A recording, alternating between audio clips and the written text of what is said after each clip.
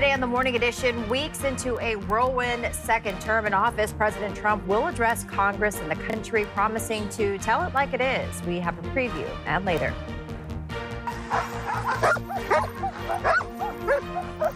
Day one of the Iditarod is in the books, and mushers and their dog teams are settling in for the long journey ahead. The latest from the trail and who's off to a strong start, and later.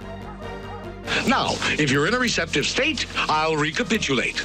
Well, he taught generations to rhyme, dream big, and never say no to green eggs and ham. We take a look inside the archives of the author behind Dr. Seuss, where every drawing, draft, and doodle tells a story worth reading as the Morning Edition starts now. Good morning, everyone. Thanks for waking up with us on a Tuesday. Dr. Seuss. The nostalgia, right? The memories. The childhood. I loved Dr. Seuss as a kid. It's one of the things I remember from kindergarten. Yeah. Not only was it that I didn't sleep during sleep time, but the green eggs and ham, we actually had that one day. Oh, really? I think we used food coloring or something, but that's always fun to do. It was. Yeah. Waking up this morning, we're still holding on to some of those cool conditions across the state. We're still holding on to that cloud coverage as well. Now, the rain that we did see yesterday across South Central, that's tapering off. Today is going to be significantly drier for both coastal regions as well as inland areas of South Central. We're currently seeing those temperatures hovering right around freezing to start off your Tuesday morning. We're at 31 degrees here in Anchorage. Now, with the rain that we did see yesterday, as well as that temperature continuing to steadily lower down near that dew point, as you step outside this morning, if your vehicle remains in the elements through the overnight hours, you'll see a fine film of some light dew or some frost, depending on your temperatures and where you are located. So be prepared for that this morning as you get outdoors. As far as those temperatures, we got 38 in Wasilla, 32 degrees in Talkeetna, 20 in Eureka, 31 in Anchorage. Notice out towards coastal regions, the rain for the most part has begun to taper off. We'll still see some spotty to isolated activity sticking around through the day, but noticeably drier across South Central for your Tuesday. And we're going to continue to see that trend staying with us throughout the remainder of today. Now, looking ahead into our Wednesday, this area of low pressure that we have to our south, that's going to stay off to the south and east. We've got another low out towards the Aleutians. This is going to be the focal point for what we're going to be watching for more rain, as well as the possibility for some wintry mix building into South Central as we welcome in our Wednesday and Thursday. But fairly dry today. Those temperatures expected to warm into the mid to upper 30s, even some 40s expected across South Central. That avalanche danger continues to remain considerable in the mid to higher elevations. The biggest concern being that you could trigger an avalanche 1 to 2 feet deep on a layer of buried surface hoar. So what is that surface hoar? It's that feathery ice crystals you can see that can accumulate through the snow, which can lead to some weak layers. So watch for that. I'll have more on that in that 7-day forecast coming up. President Trump is set to address a joint session of Congress tonight, talking about the actions he's taken in his first few weeks in office and laying out his vision for the future. It comes as overnight new U.S. tariffs took effect. The U.S. cut off military aid to Ukraine, and protests over government workers being fired are growing across the country. Alice Barr has our top story. This morning, trade tensions ramping up, with China announcing retaliatory tariffs on some U.S. food imports. Canada vowing similar steps in response to new U.S. tariffs that took effect overnight, including a blanket 25% tariff on all imported goods from Canada and Mexico, and an additional 10% on Chinese imports. What they have to do is build their car plants, frankly, and other things in the United States, in which case they have no tariffs. American companies now bracing to eat added costs or pass them along to consumers. This Michigan auto parts producer imports 30% of its materials from Canada. It means dramatically increased costs that we might not be able to recover. At the same time, President Trump pausing military aid to Ukraine, according to 2 U.S. officials. After a public clash, the president asked what it would take to restart negotiations with Ukrainian President Volodymyr Zelensky toward a peace deal with Russia. I just think he should be more appreciative, because this country has stuck with them through thick and thin. Democrats urging swift action. Without our assistance, this gets very, very hard for the Ukrainians. And by the way, it gets easy for Russia. This is what Russia wants. Democratic lawmakers also inviting fired federal workers to President Trump's address to Congress tonight.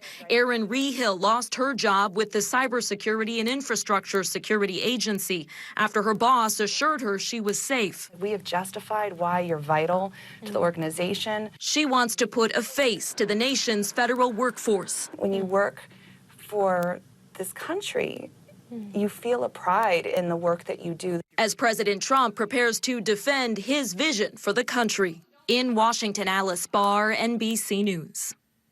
Vice President Vance said in a new interview, President Trump will focus on successes in his first weeks in office. There are also key challenges to address, like inflation and a looming government shutdown. White House officials say Elon Musk will be among the guests in the room amid growing anger over cuts through his Department of Government Efficiency, including what many Democrats consider overreach. The first thing we need to let him know is that we're not afraid of Doge. No. I want Elon Musk to know nobody elected him. No. The people did not select him. No. But the people are going to eject him. Yeah. Several congressional Democrats, including Representative Maxine Waters, said they're split over whether or not to attend.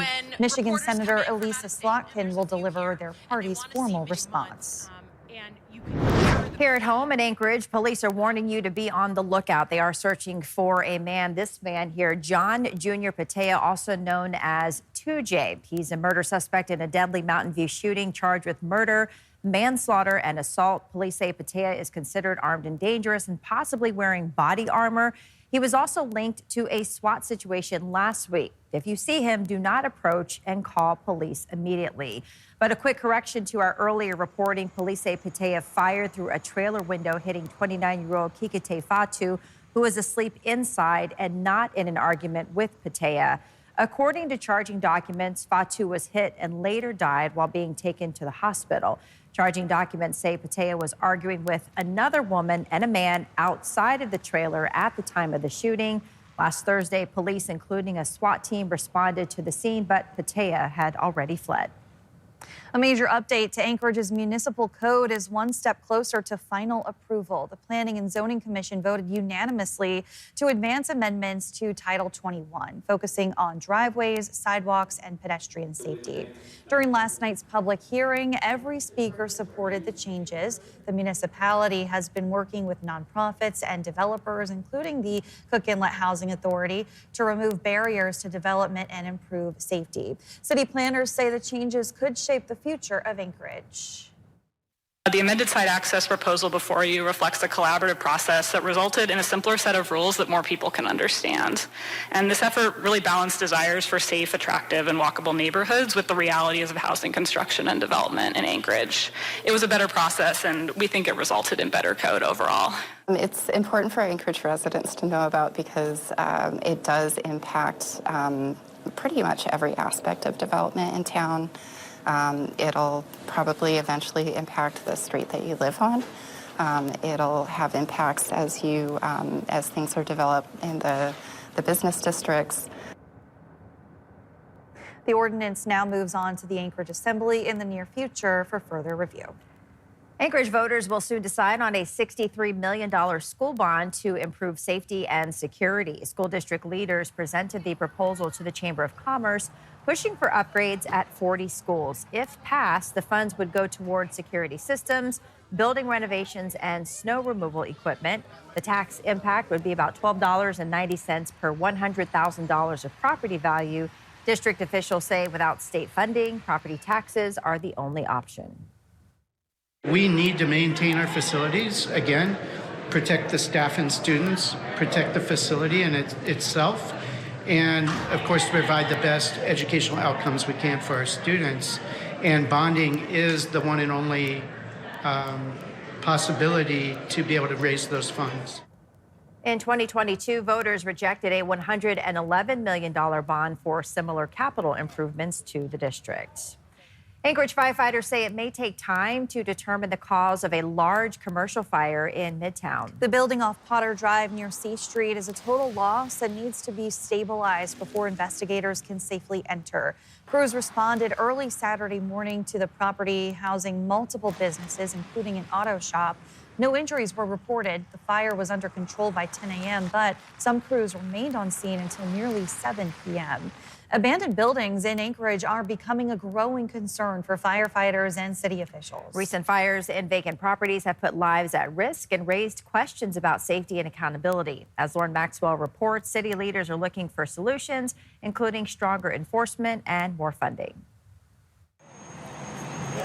According to the Anchorage fire chief, this blaze at America's Best Inn in Spenard in late February was a close call. We're lucky that we didn't have multiple fatalities in this fire. 4 people were rescued from an upper balcony of the boarded-up hotel, but the chief says many more were living inside and fled before crews arrived. Witness accounts suggest that there were 30 to 40 people that had been occupying that building. Just a few days later, firefighters responded to another fire, this one at an apartment building, vacant since at least 2009. A man told them he'd found a place to get inside and lit a fire to stay warm.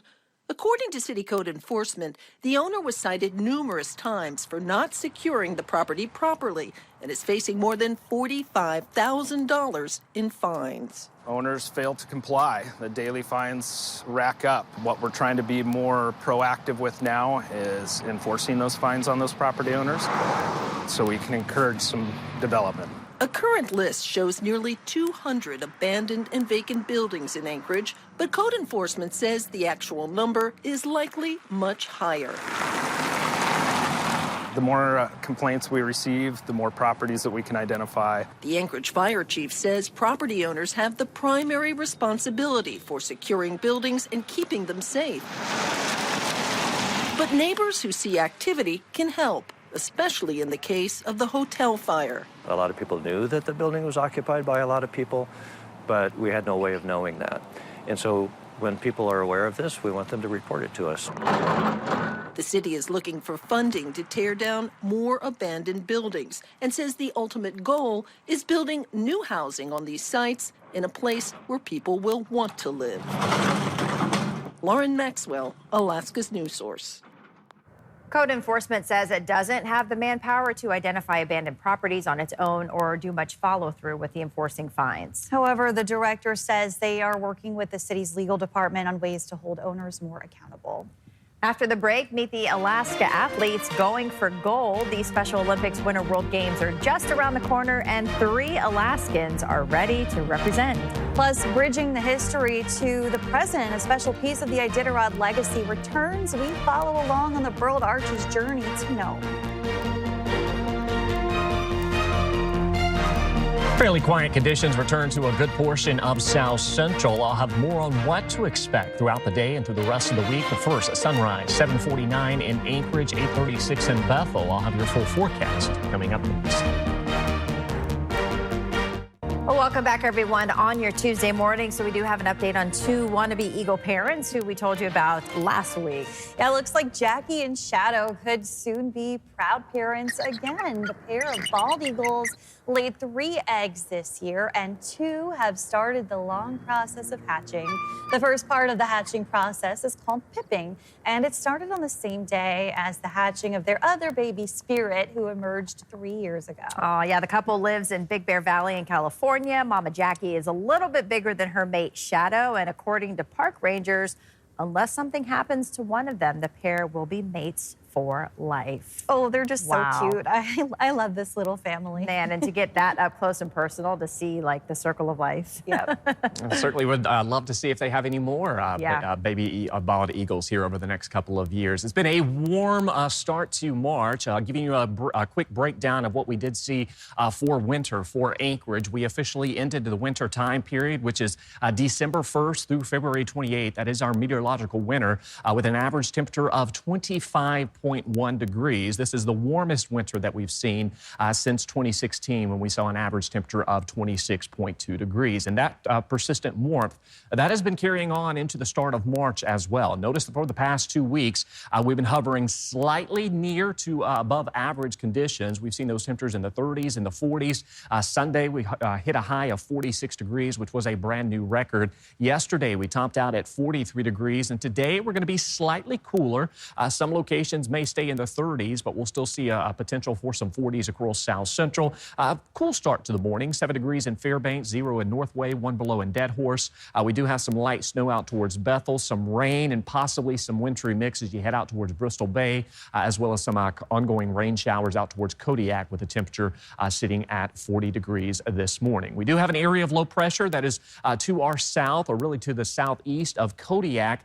Typically, that would build into the region, but what we have in the upper levels of the atmosphere is a ridge, and this ridge is going to help steer this low away from South Central. It's really going to help steer that low to the south and east through the remainder of today, so we are going to stay on the dry side for South Central, and of course, being up underneath that ridge for southeast, we'll see plentiful sunshine for you, and there is some dense fog this morning like we did see yesterday, so be prepared for that as you get out on those roadways to start off the morning. So staying dry out towards the Panhandle, we'll see those rain showers taper off across South Central throughout the day, although Kodiak could hold on to that rain well into the evening hours, but we're going to stay dry today. And then as we welcome in our Wednesday, that area of low pressure out towards the Aleutians, that's going to begin to build into southwest Alaska, and that's going to allow for the potential for some rain and even some wintry mix looking likely as we welcome in our Wednesday and Thursday. There is the potential that we could see some light snow accumulation with this system as we welcome in our Wednesday and Thursday.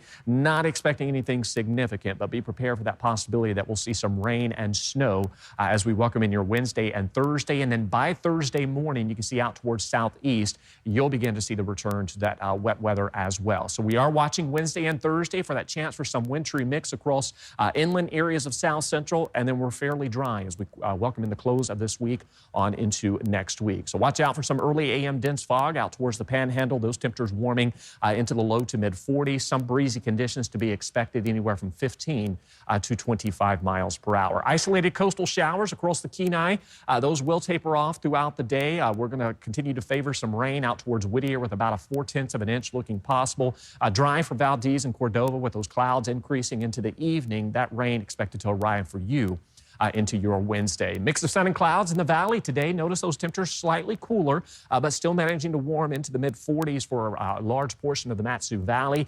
We are going to stay on the warm side for the foreseeable future. You can see Wednesday and Thursday, there's that chance for some wintry mix. Set those clocks forward this weekend. We are going to tap into some cooler weather, or at least slightly cooler conditions, as we welcome in next week. Forgot daylight saving time. Yeah, so spring forward. All right, thanks, Aaron.